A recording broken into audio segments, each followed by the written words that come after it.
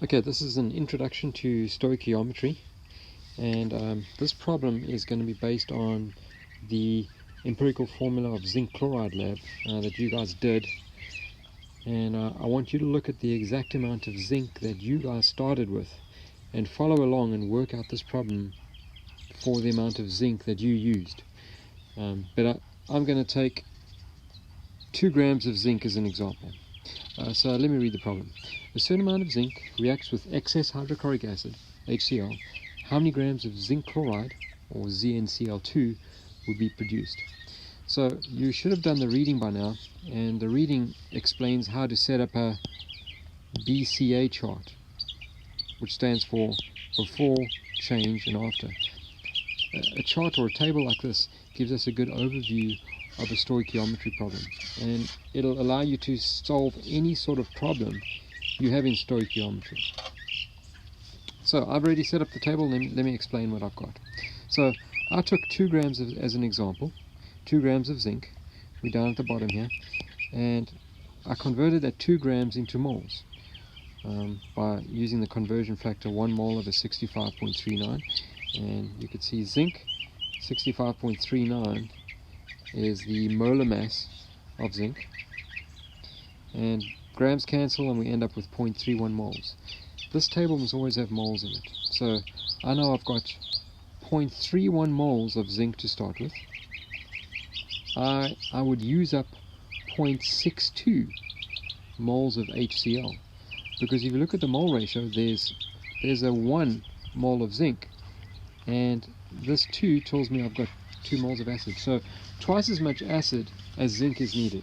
Anyway, we've got excess hydrochloric acid, so we would never run out of it, but just to show you that we're going to use twice as much acid as zinc. So that's at the beginning of the reaction, before.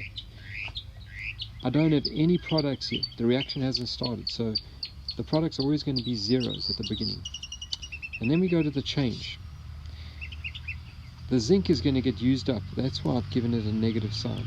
The acid is going to be used up, it's got a negative sign. And when they get used up, we end up with 0 zinc and 0 acid at the end. But just keep in mind that we had excess acid, so we had a bit of acid left over in our reaction. But we're going to have no zinc left. The zinc was all gone. Let's look at the change for the products.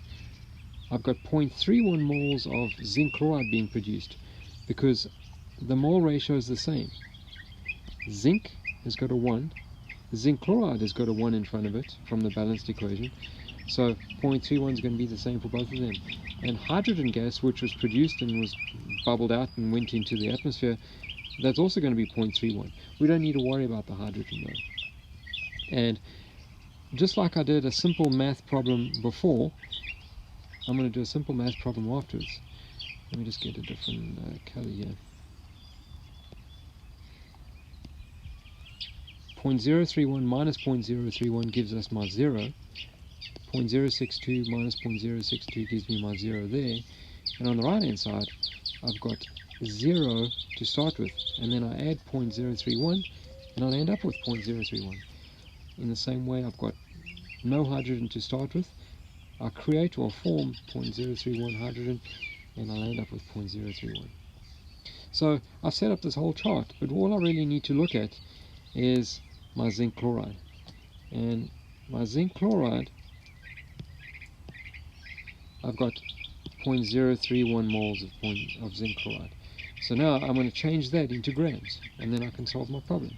So you look at the bottom here, I've got 0.031 moles of zinc chloride. I'm going to use a different conversion factor now. That's going to have moles at the bottom, so the moles can cancel.